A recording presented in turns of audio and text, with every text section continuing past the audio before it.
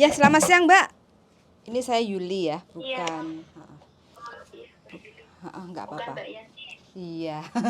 Lagi pulang Indonesia. Oh, oke. Tapi kalau seandainya sampean punya masalah, ini ditemani sama bojo saya. Kalau seandainya nanti sampean memang ada masalah dengan suami kayak gitu kan ya mungkin kita bisa membantu, mungkin cari Mbak Yanti atau yang lainnya untuk membantu masalah sampean. Piye ceritane? Kalau boleh sampean cerita. Aku sambil masak-masak enggak apa-apa ya? Yo, nggak apa-apa, bebas pokoknya. Maaf kalau agak berisik. Enggak, ini ada suami saya, nanti mungkin ikut ngobrol Mbak ya, karena dia juga kenal sama beberapa pengacara. Karena juga bisa untuk saling membantu, mana tahu mana nyamannya sampai di mana kayak gitu ya, monggo. Ya, ya. Iya, jadi itu apa namanya? Suami aku selingkuh, Mbak.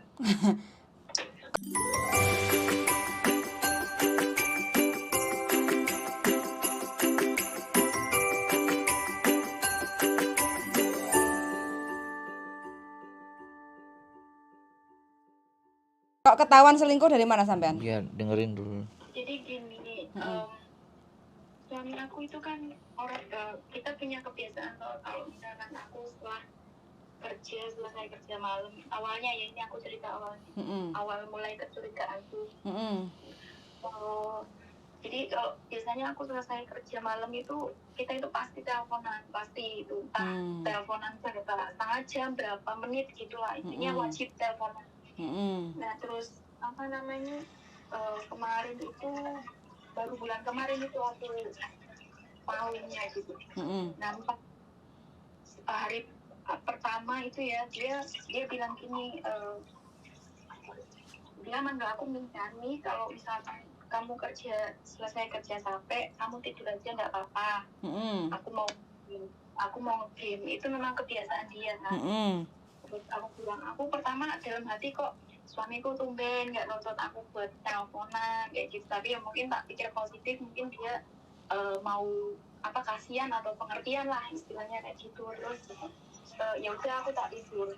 Hari kedua pun sama seperti itu, hari ketiga pun sama seperti itu, aku tambah curiga, tambah aneh gitu loh aku. Terus di hari keempat itu dia bilang gini, dia WhatsApp gini, nih aku pengen video call tapi lihat kamu dandan, maksudnya make up gitu loh. Iya. Make up gitu. Karena kan aku orangnya kurang suka make up ya, maksudnya bisa tapi kurang gitu, kurang suka make up. Terus ya udah aku nurut, namanya diminta suami itu aku nurut, aku dandan. Terus pas video call itu dia bilang gini, aku bilang kan, kok tumben kamu nyuruh-nyuruh aku dandan, padahal aku dandan kamu tuh nggak suka, kalau aku libur ngeliat aku dandan kamu tuh mesti nesu-nesu marah-marah kayak gitu. Terus dia entah itu keceplosan atau apa aku nggak ngerti. Terus dia bilang gini, oh mbaknya bisa bahasa Jawa nggak? Bisa, asli wong Jawa saya, Kediri. Iya, dia bilang gini, jebule bojoku nek dandan yo ayu, ora kalah ayu. Oh iya. Aku kan matek tuh, di hatiku tuh matek gitu, ora kalah ayu. Tak pernah kalimat itu ora kalah ayu lah. Aku tanya, emang ora kalah ayu karo sopo? Aku bilang gitu kan. Aku bilang ora kalah ayu karo sopo. Terus jawaban dia tuh muter. Kayaknya sih menurut aku dia tuh keceplosan ngomong kayak gitu. Muter. Terus akhirnya aku desak dia terus. Terus akhirnya dia ngaku dia itu lagi intens chatting sama satu perempuan di satu aplikasi, namanya Meet Me. Nama aplikasi itu Meet Me. Aku tahu suamiku itu sering live streaming lah di aplikasi itu. Awalnya pun aku bilang gak usah lah main-main aplikasi kayak gitu. Kayak gitu kan aku tahu Meet Me itu tempatnya orang-orang yang kebanyakan ya kita nggak bisa ngejudge juga. Kebanyakan itu ya orang-orang kayak gitu, wanita kayak gitu, aku bilang gitu kan. Terus apa namanya, terus dia bilang gini, aku di Meet Me ini disukain sama orang gitu, tapi dia belum tahu kalau aku punya istri. Terus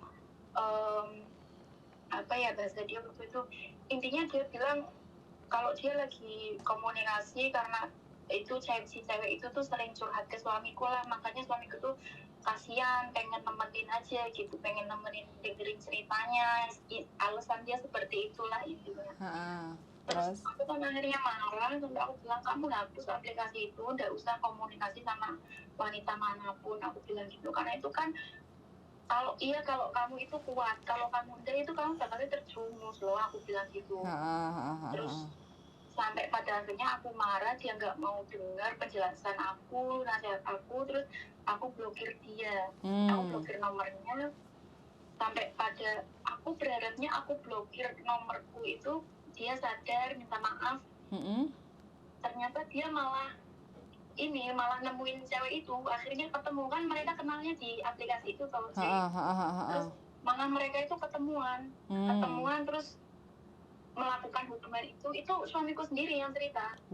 Melakukan hubungan itu pada saat aku buka blokirnya, terus suamiku kan marah-marah, maksudnya kamu lo blokir aku, kamu nggak gini lah, kamu kok nggak paham, maksudnya kamu itu salah, harusnya kamu minta maaf loh sama aku, harusnya kamu itu sadar, bukannya malah semakin jauh tindakan kamu, aku bilang gitu.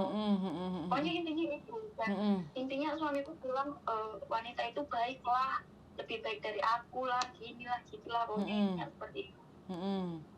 Sampai sebenarnya aku pun nggak, udah 2 minggu 3 minggu lah itu bulan kemarin kejadiannya kan, aku itu ragu, maksudnya di satu sisi pada saat kita bertengkar itu nggak ada masalah apapun gitu, nggak ada masalah apa, tapi kok berarti kan dalam posisi dia berselingkuh, dan yang aku tahu sebelum aku tahu kalau suamiku chattingan sama wanita itu, mereka itu udah ngambilnya, udah nge-save kontaknya itu dengan nama sayang. Jadi kan iya, intinya seperti itu lah Mbak, kayak gitu. Terus sampai kemarin itu akhirnya suamiku bilang gini, ya udah apa tak nikah siri aja perempuan itu. Soalnya perempuan itu nggak mau dilepas sama suamiku, padahal akhirnya itu kan pas dalam jangka waktu aku memblokir suamiku kan sekitar 4-5 hari kan aku blokir. Dalam jangka 4-5 hari itu suamiku ngaku kalau dia itu udah punya istri. Tapi si perempuan itu nggak mau dilepas.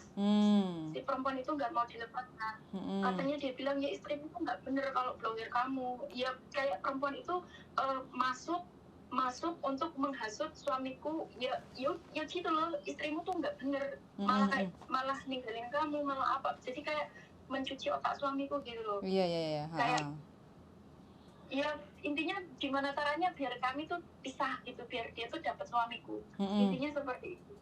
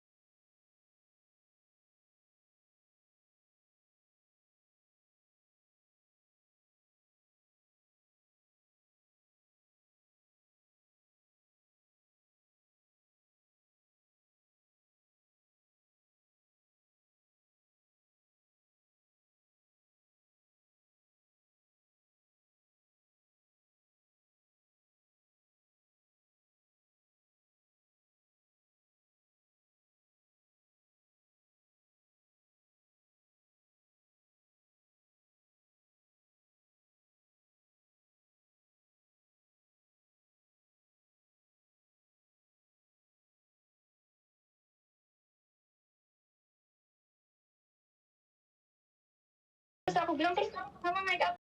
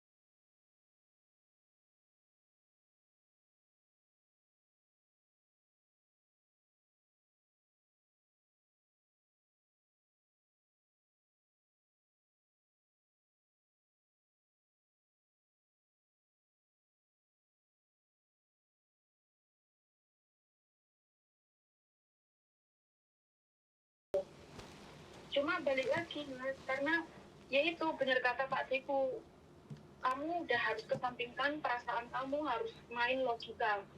Karena suamiku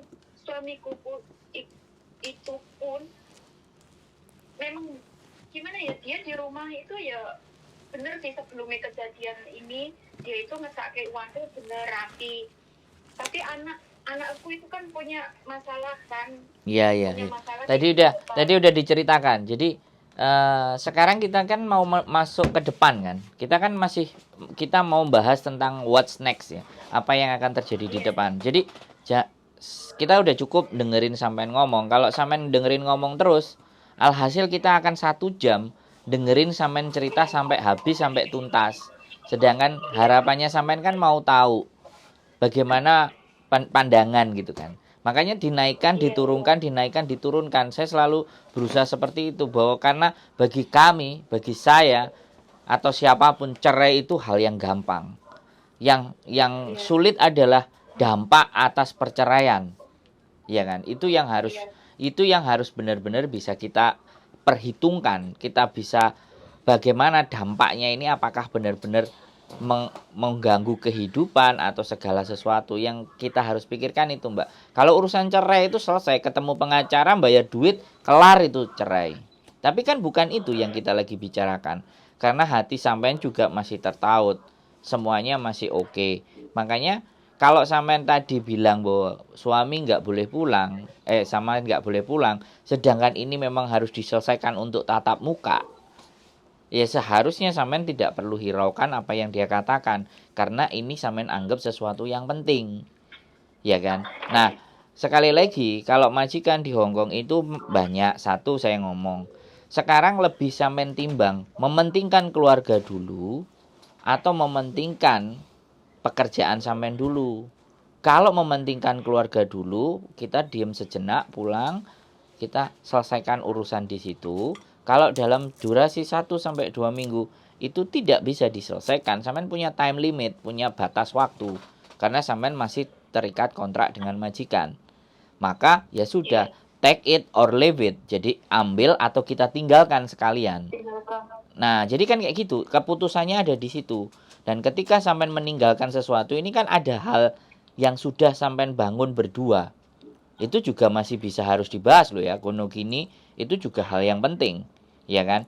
Kita nggak segampang bilang cuman meninggalkan saja.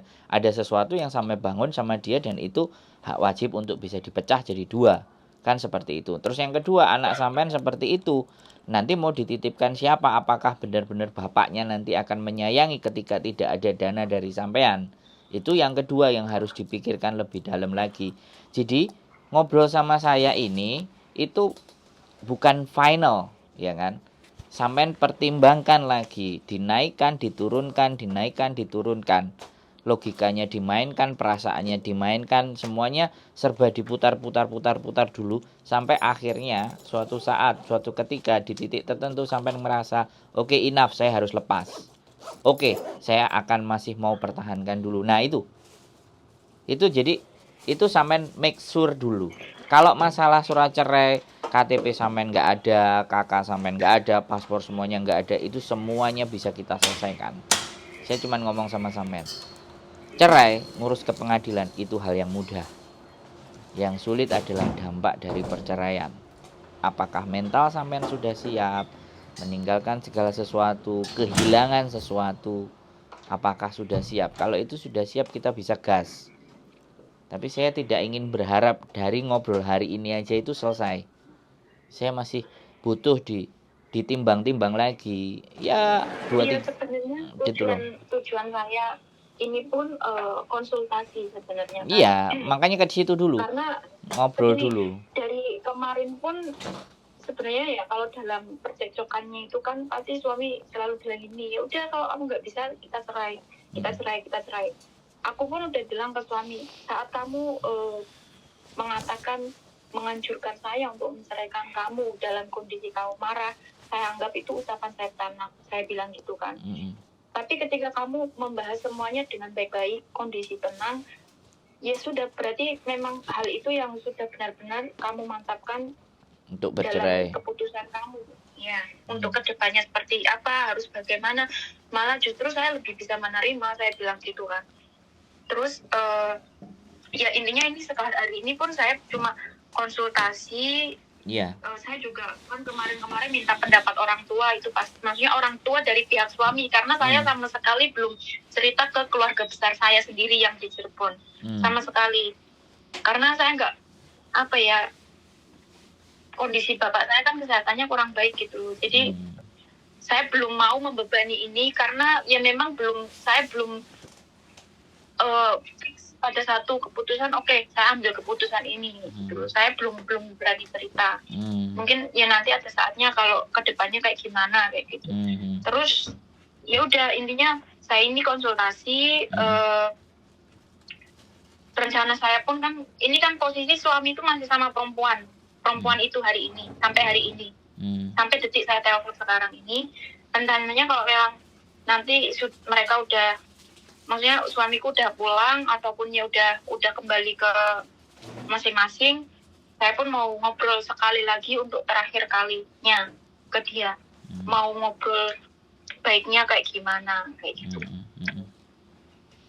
Bagus. Jadi kalau saya ini kan laki-laki toh Mbak, saya bukan perempuan, dan saya bukan sampean. Kalau saya melihat figur laki-laki seperti itu, kalau saya selesai Mbak, nggak terlalu banyak cerita. Kalau karena ini kan cerita dari pihak sampean kan, kita nggak bisa dengar dari pihaknya si laki-laki. Tetapi kalau dari runut cerita sampean, dia secara terus terang langsung ngomong hal yang buruk kepada sampean, ini udah kebacut Mbak.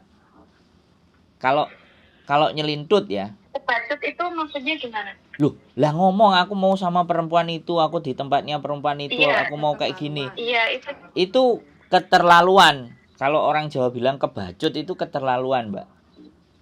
Paham kan sampean? Aku cuman garis bawain itu. Dia menjalin hubungan dengan istrinya, kok berani-berani langsung to the point ngomong, apakah dia nggak berpikir tentang perasaannya istrinya kan? Nah itu loh, itu laki-laki yang udah nggak berpikir dengan perasaan, ada dua kemungkinan. Yang pertama, dia bisa kena guna-guna. Yang kedua, memang dia sudah dalam akal yang sehat gitu loh, dan memang sudah sengaja memang mau menyelesaikan.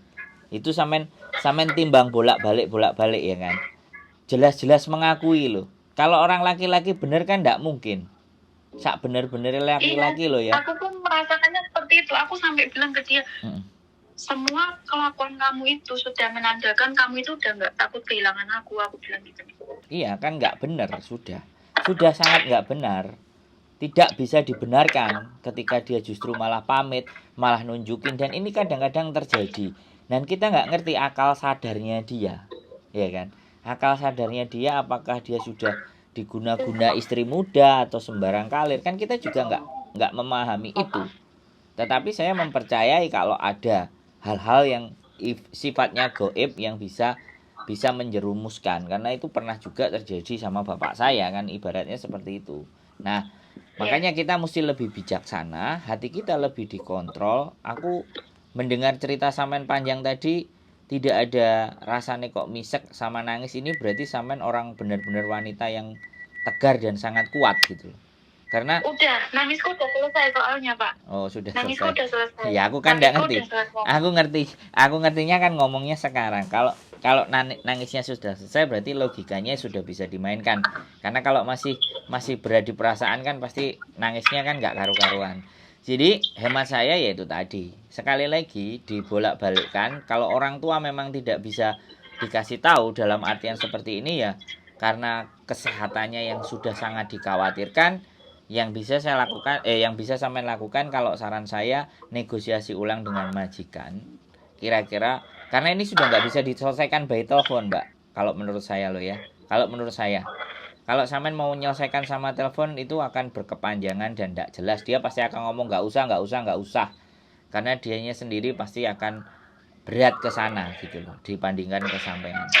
Jadi mau nggak mau sampean harus pulang, punya deadline waktu 2 minggu untuk ngerange Hari ini kemana, hari ini kemana, hari ini kemana, hari kemana. Dan sekali lagi surat cerai Mbak, itu tidak harus lewat pengacara. Pakai walinya sampean itu juga bisa. Itu untuk memperendah nilai, memperendah biaya, bisa memperendah biaya. Sampean bisa cari tahu. Jadi nggak harus dengan pengacara.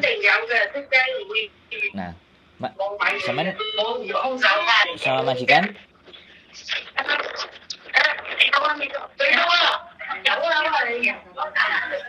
Oke. Ya teman-teman, ya kita memaklumi ya teman-teman. Jadi ada yang curhat terus tiba-tiba majikannya datang, itu sangat wajar karena teman-teman memang bekerja.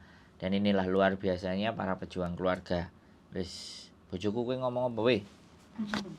Kowe sing konsul kok malah. Untuk para wanita hebat yang berada di negeri beton, semoga semakin kuat menghadapi suami-suami yang kurang ajar. Semoga selalu didekatkan dengan suami-suami yang baik. Ini telepon lagi mbaknya. Enggak apa-apa, dimatiin aja dulu. Wis. Dimatiin? Halo, Mbak. Oh, di dalam lift mbaknya. Oh. Telepon balik aja. Enggak sama majikan. Enggak. Aku lagi mau keluar tapi di dalam lift tadi, makanya sinyalnya hilang. Oke, sudah. Jadi kembali lagi di mana bahwa sampean memang menurut saya ini persoalan yang penting. Jadi saran saya mantuk. Sampean mantuk dulu. Pulang dulu ya kan. Punya deadline. Jadi jangan sambil kerja terus sampean masih memikirkan ini, lama-lama sampean kan kasihan budrek awake. Ya. Iya. Sakit. Itu yang tak rasain. Iya, aku memahami itu. Sampean mantuk dulu, dilegakan dulu, ngobrol, dan apapun semuanya kan memang harus dihadapi. Ya, sebenarnya kejadian kayak gini itu nggak cuma sampean saja. Banyak teman-teman di luar sana yang juga seperti itu. Terus akhirnya trauma sama laki-laki, nggak suka sama laki-laki ya karena sudah mencintai dengan sepenuh hati tapi ternyata dikecewakan. Kan kita juga nggak ngerti. Karena memang resiko dari merantau itu ya itu salah satunya. Keluarga, tingkat perceraian istri-istri yang ada di luar negeri itu sangat tinggi tingkat perceraiannya. Tapi ya sekali lagi sampean sudah menjadi wanita tangguh, saran saya mantuk, diskusi keluarga di rumah, bicarakan yang baik-baik sama keluarga suami, sama keluarga sampean. Kalau memang sudah tidak bisa ya selesaikan, tapi dengan cara yang baik-baik juga. Jadi nggak apa-apa, saya selalu memberikan dukungan dan support. Sampean mau tanya kabar, kalau saran saya sekalian pulang, sekalian cari data, info di pengadilan agama. Kalau ngurus cerainya pakai wali, sedangkan sampean posisi di luar negeri, kira-kira bagaimana? Secara biaya bagaimana? Jadi biar menekan biaya gitu loh Mbak. Kalau sampean bertanyanya urusan cerai, jadi supaya lebih enak. Walaupun sebenarnya dicerai dari Hongkong itu juga bisa, juga oke, tapi kan biaya. Sekali lagi, itu aja sih. Ada lagi kira-kira yang masih ingin mau didiskusikan Mbak? Saya pertimbangkan dulu pembicaraan sekarang ini, nanti gimananya saya kabarin lagi kalau misalkan butuh pandangan lain. Betul, boleh, kita siap Pak. Sampean jangan sampai galau, kalut, dan jangan sakit ya Mbak. Tetap makan, tetap minum, tetap aktivitas biasa. Dan walaupun beban itu sudah sampean sandang, sekarang itu sampean sudah sangat berat, aku ngerti. Tapi percayalah bahwa pasti ada pelangi ketika setelah badai dan topan. Itu aja. Terima kasih ya Mas, makasih waktunya. Kontak Mbak. Kalau istri saya kan kerja, kalau saya sih sebenarnya lebih relax. Channel saya Sandro Jabrik Mbak. Wong ganteng Sandro Jabrik. Siap. Sehat selalu Mbak ya. Semangat ya. Oke. Waalaikumsalam warahmatullahi wabarakatuh. Luar biasa teman-teman. Banyak sekali ya. Oke, gitu saja. Mudah-mudahan menjadi manfaat. bukan aib, tapi kita berdiskusi tentang solusi ya. Apapun ceritanya, membuli, tidak suka, membenci itu hak teman-teman semuanya. Tapi satu hal, kalau daripada kita membuli, membenci, dan setidaknya kita bisa membantu mendoakan agar persoalan mbaknya itu bisa selesai. Itulah manusia yang istimewa. Dan saya yakin dan percaya yang nonton channel ini adalah orang-orang yang istimewa, orang-orang yang punya hati mulia dan peduli dengan satu sama lain. Itu aja dari saya. Sehat selalu buat kalian dan stay tune in my YouTube channel and see you. Bye-bye. Assalamualaikum warahmatullahi wabarakatuh. Waalaikumsalam warahmatullahi wabarakatuh. Berangkat kerja ada link. Bye bye. Bye-bye. Katanya nono.